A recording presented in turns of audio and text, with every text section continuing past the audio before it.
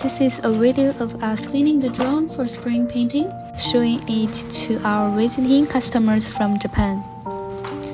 Now you can see our professional technicians are debugging the machine and adjusting the water pump pressure.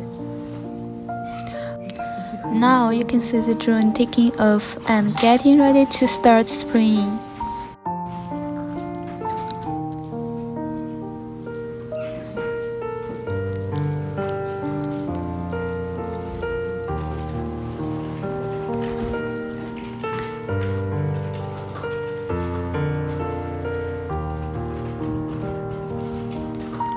During the spraying paint,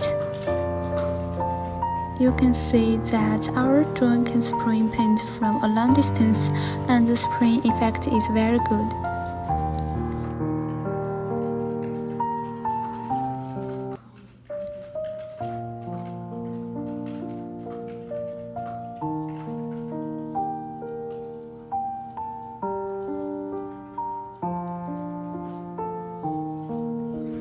Okay, now the spraying is done.